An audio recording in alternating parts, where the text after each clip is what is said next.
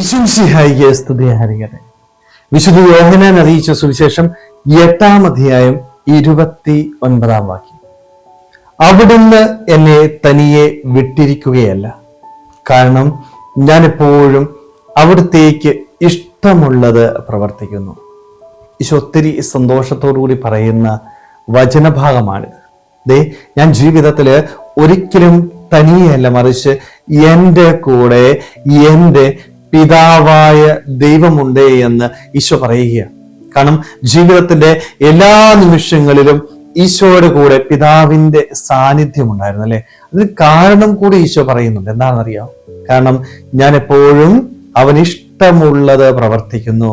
സ്നേഹമുള്ളവരെ, ഈ ഒരു വചനം ഈശോ തന്റെ ജീവിതത്തിലൂടെ നമുക്ക് പകർന്നു തരുമ്പോൾ ഒരു കാര്യം നമ്മുടെ ജീവിതത്തിൽ ഓർമ്മിപ്പിക്കുക: നിന്റെ ജീവിതത്തിലും നിനക്ക് ദൈവത്തെ കൂടെ കൊണ്ട് നടക്കാനായിട്ട് സാധിക്കണം. ഒരുപക്ഷെ നമ്മളായിരിക്കുന്ന സമൂഹത്തിന്റെ ഏറ്റവും വലിയൊരു പ്രശ്നം എന്ന് പറയുന്നത് ഏകാന്തതയിലെ നിരാശയിൽ ജീവിക്കുന്നവരുടെ എണ്ണം ഇന്ന് ഏറി വരികയാണ്. കാരണം തന്നെ കേൾക്കുവാനായിട്ടോ തന്നെ മനസ്സിലാക്കുവാനായിട്ടോ ആരുമില്ല എന്നോർത്ത് വേദനിച്ച് കഴിയുന്നവരുടെ എണ്ണം ഇന്നേറി വരിക.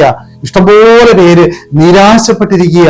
അവരുടെയൊക്കെ ജീവിതത്തില് ഒത്തിരിയേറെ പ്രയാസങ്ങളുണ്ട്, ബുദ്ധിമുട്ടുകളുണ്ട്. പക്ഷെ അവരെ കേൾക്കാനായിട്ടോ അവരെ ആശ്വസിപ്പിക്കുവാനായിട്ടോ ആരുമില്ല. ഏകാന്തത നമ്മുടെ ജീവിതത്തിലെ ഏറ്റവും വലിയൊരു വേദനയാണ്. ഈ ഏകാന്തത നമ്മുടെ ജീവിതത്തിൽ അനുഭവിക്കാതിരിക്കാനായിട്ട് ഈശോ നമുക്ക് പറഞ്ഞു തരുതേ, നിന്റെ കൂടെ നിന്റെ ദൈവം ഉണ്ടായിരിക്കണം. നിന്റെ ദൈവം നിന്റെ കൂടെ വസിക്കുമ്പോൾ നീ ഒരിക്കലും ഒറ്റപ്പെട്ടു പോകത്തില്ല. പ്രതിസന്ധികളിലും പ്രശ്നങ്ങളിലും നിന്നെ കൈപിടിച്ച് നടത്താനായിട്ട് നിന്റെ ദൈവം നിന്റെ കൂടെ ഉണ്ടായിരിക്കും. ദൈവം നിന്റെ കൂടെ ഉണ്ടാവണം.